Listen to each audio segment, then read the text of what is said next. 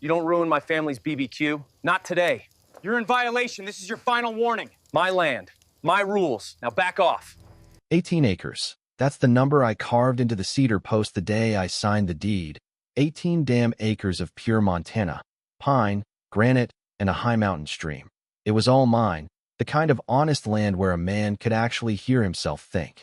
It was my grandfather, Old Man Harlan's, legacy, and when he passed, he left me everything with one condition scratched in the will. Don't you ever let those blue-vested bastards take 1 square foot. He meant HOAs, those self-appointed neighborhood czars who think a polyester uniform grants them the authority of God. For nearly 12 years, I kept that promise, living quiet, no asphalt, no meetings, just the wind and the silence of Falcon Ridge. But peace is fragile, especially when money shows up. About 5 years back, the ranch next to me was parceled out, and suddenly the trucks came, pouring concrete and erecting cookie-cutter, vinyl-sided boxes in beige and gray. They went up fast, like a rash. A massive granite sign appeared, the Azure Crests, an exclusive, HOA-governed community, soulless and overplanned. I hated it instantly, but I reinforced my fence and posted serious signs. When the first high-tech drone buzzed low over my tree line, trying to peek at my workshop, I shot it down with a pellet rifle, bagged the pieces, and mailed the wreckage to their office with a note. Private property, warranty voided. Consider this a warning. Then came Victoria Sterling, mid-50s, sharp haircut, and the energy of a drill sergeant, the founding president of the Azure Crests HOA, who thought her jurisdiction extended to my property line. She showed up one morning with 2 men in matching polos, claiming they needed to perform a mandatory fire mitigation assessment on my adjacent property to verify safety compliance. I leaned on my axe and gave her the dead-eye stare. Lady, this land is legally carved out, private, and none of your damn business. Check the county records. She smiled that tight, plastic smile. Technically, yes, but we have overlapping visual corridors. We're trying to promote harmony and conformity. My conformity ends right here where this barbed wire begins, I told her.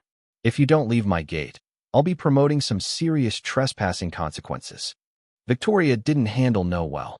She started sending me their ridiculous newsletters and laminated notices about light pollution and excessive rustic materials, meaning my grandfather's workshop. She even tried snapping photos of my shed. I figured she'd get bored, but instead, she got organized.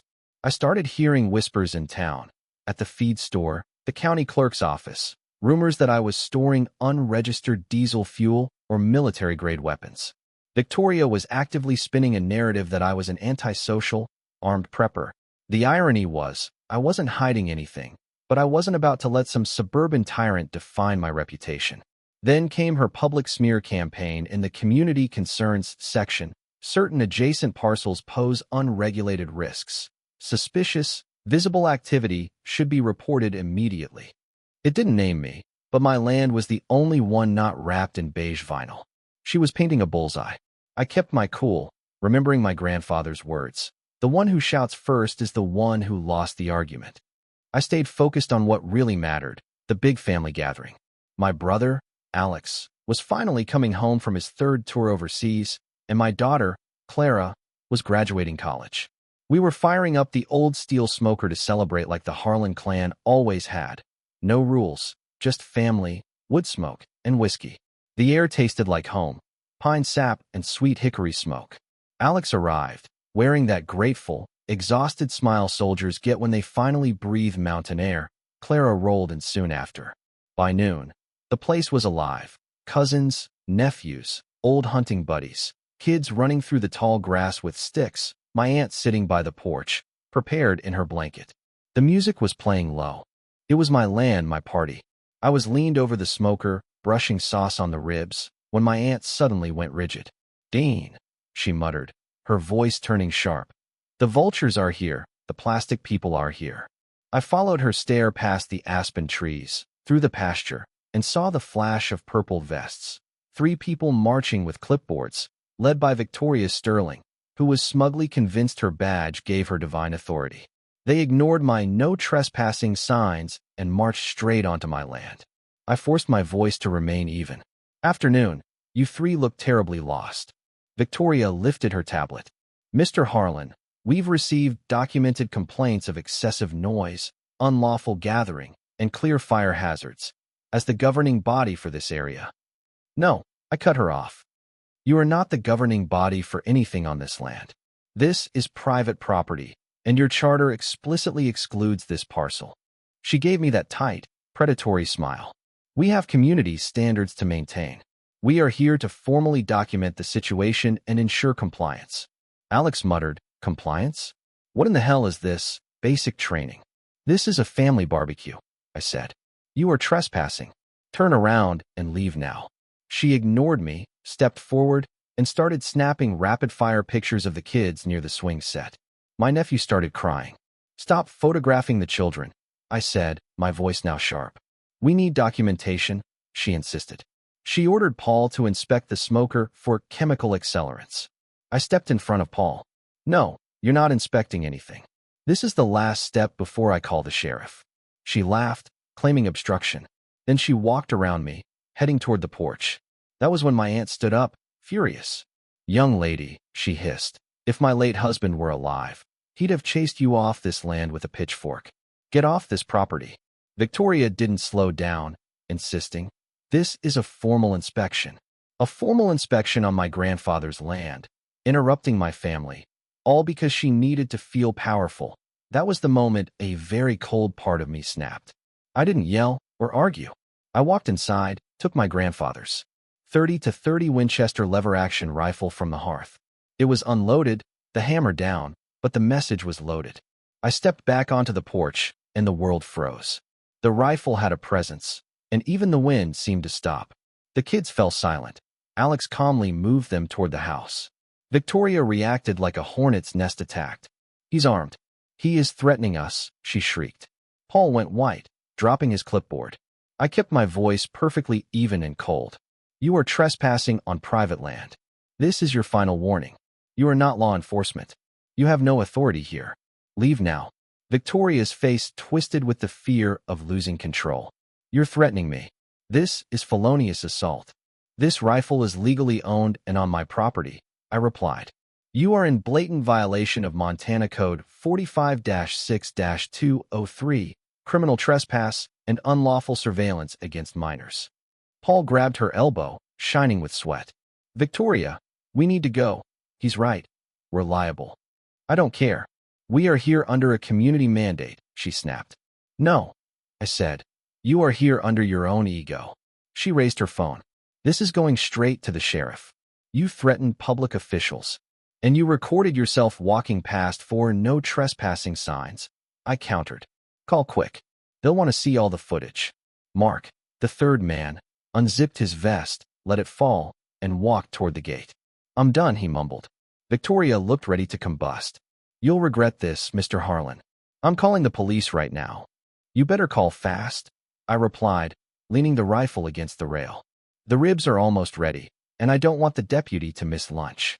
She called the police, shouting nonsense into her phone while my camera recorded everything. Less than 15 minutes later, 2 county cruisers rolled up. Deputy Miller, an old academy friend, stepped out, shaking his head. I handed him the parcel boundary report and the camera footage before he reached the porch.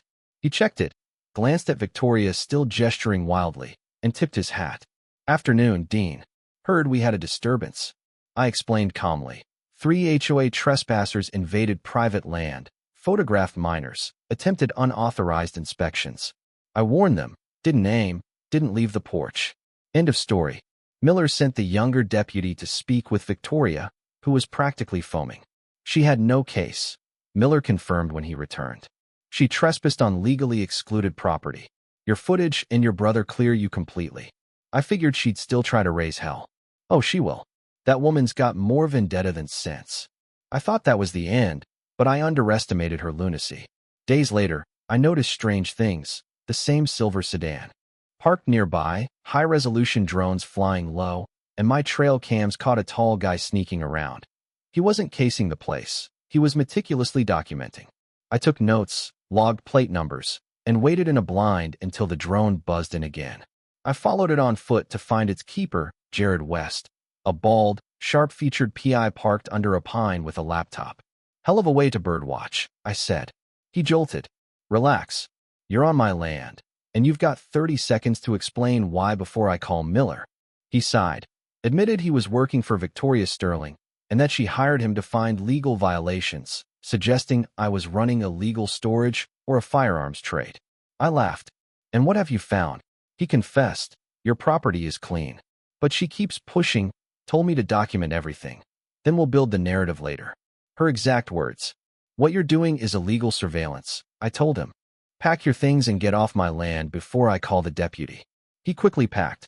I recorded his face, gear, and admission, then found a camouflaged GoPro zip tied to a branch filming my cabin. Reviewing the invasive footage, it hit me. This was no longer nuisance. This was a full-on, malicious defamation campaign. She wanted a narrative. I was about to give her one she wouldn't forget. I spent the entire night editing the footage, porch cameras, the stolen GoPro, and the unencrypted drone feed from West's laptop, amateur hour. I stitched together every violation, every power-hungry order Victoria barked, and every trespassing step. I slowed down the part where she photographed my crying nephew, slapping on a title card. Smile for the surveillance state.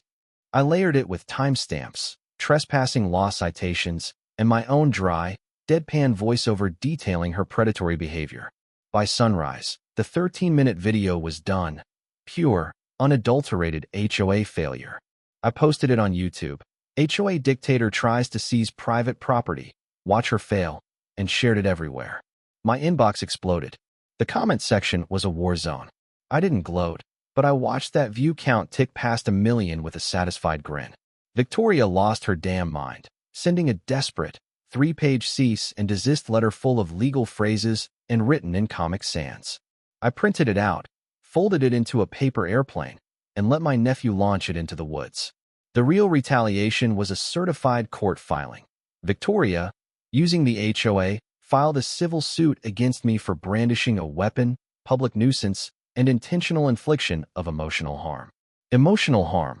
She invades my land, records my family, then cries. I called Mitch Halverson, a retired federal litigator who now raises goats. We met at a diner. I gave him the footage and emails. After 5 minutes, he said, I'll take the case, and we are going to bury them. We filed a countersuit for $3.5 million. Illegal trespass, unlawful surveillance of minors, defamation, and fraudulent abuse of HOA authority. Victoria had kicked a hornet's nest. We served the countersuit with style. I hired her courier to hand-deliver the paperwork during a board meeting. Right as she presented a new shrub rule, the server walked in. She screamed, "This is harassment."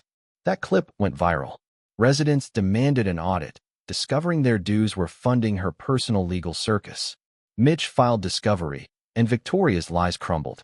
2 board members testified they never voted on the lawsuit or surveillance, emailing me that Victoria treated the HOA like her private war machine. Now it was burning her hands clean off. The courthouse smelled of stale ambition. Victoria sat across the aisle, hair sprayed tight, flanked by 2 sweating lawyers. Mitch whispered, "We're going to bury them." Victoria's opening statement, claiming I was hostile and a threat, was instantly torn apart by Mitch. "Your Honor," he revealed, "Ms. Sterling's numerous community complaints stem from exactly one person, herself. We subpoenaed the server logs. All reports originated from her home IP address." Victoria's perfect armor cracked. The judge, a no-nonsense woman, raised an eyebrow. Mitch then played the footage, the porch cams, the screaming children, Victoria ignoring the no trespassing signs, and the calm recording of me holding the rifle. He played the PI's deposition, confirming Victoria hired him to build a case, legal or not. Victoria's defense crumbled. 2 former board members testified that Victoria acted unilaterally, calling the HOA her personal militia, and even claiming a barbecue lighter was a concealed incendiary device. Mitch outlined our damages, trauma to minors, defamation, misuse of HOA funds, and showed Victoria's post-video emails calling me a dangerous extremist. That was the final nail. The judge returned from recess, her tone glacial. "Ms. Sterling," she stated, "you have repeatedly abused your position, falsified complaints, ordered unlawful surveillance, and attempted to weaponize community infrastructure against a private citizen. This is targeted, premeditated harassment. The judge ruled decisively. The HOA's civil suit was dismissed with prejudice. I was awarded $1.9 million in damages, with Victoria personally liable due to her actions outside legal scope. She was referred for criminal charges, unlawful surveillance, false police report, and trespass. Her face went white. She was done. Stepping out, a crowd cheered, and I raised a celebratory root beer. The funny thing about victory is the quiet after. Victoria was arrested 2 mornings later, let out in cuffs. The charges stuck. The HOA imploded after the court-mandated audit revealed over $50,000 misallocated to her vendettas. Membership dropped over 80%. People filed to decertify. I never got an apology, but a box arrived with her HOA nameplate, cracked, and a sticky note. "You win, DH." I threw it in the smoker pit. The settlement money came fast. I used a chunk to buy 7 adjacent acres, creating a massive buffer between Falcon Ridge and the Crest's dying suburbia. Then I installed a new, steel fence with a cast-iron sign, Falcon Ridge. Family gatherings held here. HOA is not invited. Policy enforced. Some called it petty. I called it peace of mind. The media circus led to hundreds of emails, people sharing HOA horror stories. I laughed when someone suggested I run for office, but I realized someone needed to keep people like Victoria from exploiting the system. So, I ran, not for mayor, just for a low-key spot on the county's Land Use Advisory Board, dealing with the zoning tediousness the Victorias of the world exploit. I won narrowly.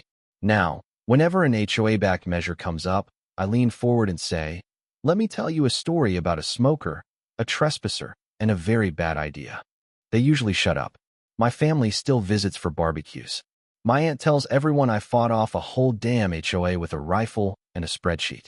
Last weekend, as the sun dipped, I saw new Crest residents watching us. Not judging, just watching. One even lifted a beer. I lifted mine back. So, what do you guys think? Was grabbing the rifle an overreaction? Was it the only language Victoria understood? Where do you draw the line between community safety and individual freedom? Hit the comments below and tell me your HOA nightmare stories. Like, share, subscribe, and stay free, people.